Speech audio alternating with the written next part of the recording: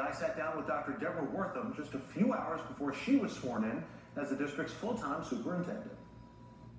Dr. Deborah Wortham, superintendent of the East Ramapo school system, thanks so much for joining us on Newsbreakers. You're quite welcome. First of all, congratulations are in order. You were named interim superintendent in October, and this week you're being named the permanent superintendent of the district, so that's congratulations on that. Thank you very much. Big day for you and big for the district as well. It's a big day. I want to start by talking about the oversight and funding bill that was recently passed in Albany and that Governor Cuomo has signed. It's going to provide $3 million in additional state funding to the East Ramapo School District. Tell me how you plan on using that money. Well, actually, there's a process in order to access that money. And the process includes a community forum. It includes really sharing and articulating all of the components of gaining access to that money. We have to embrace our monitoring team that the commissioner is putting together. And with all of that, this is, you said it's a great day. This is a great day because I am going to talk about how do we use that money and how do we remain in compliance.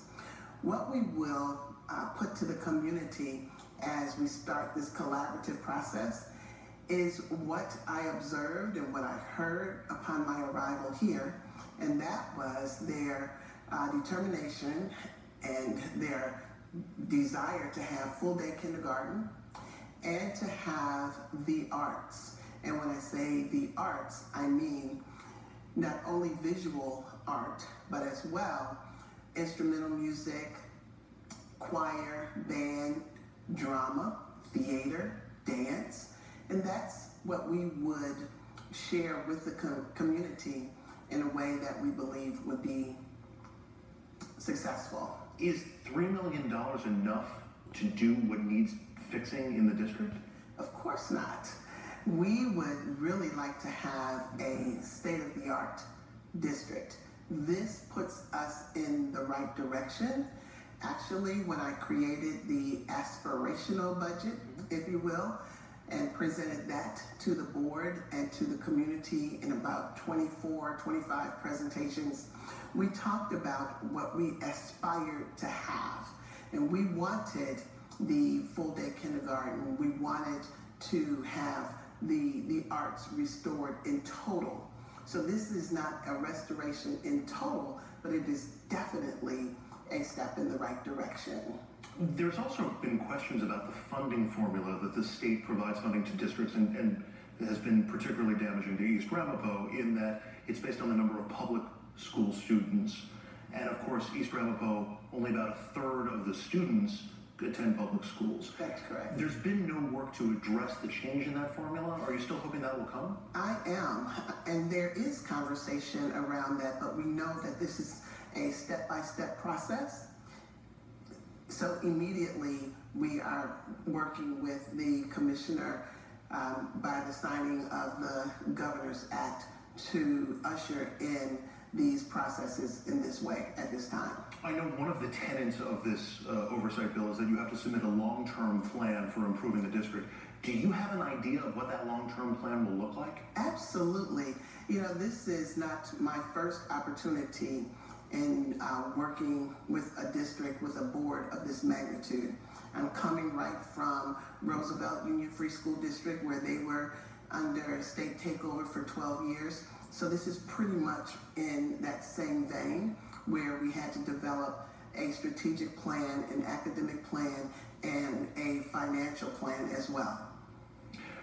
Okay, so that's the funding aspect of this bill. There's also an oversight aspect to the bill as well that basically focuses on the state education commissioner. There will be 3 monitors in place, yes, or as many as 3 monitors, yes, but without veto power, which is a term that we've heard used when talking about monitors proposed for the district. The state education commissioner can overturn the budget, yes, but really will not be involved in specific policy issues. It's just all in mass. Well, you know, The budget really determines the services, if you will, or in vice versa, I like to speak in that manner.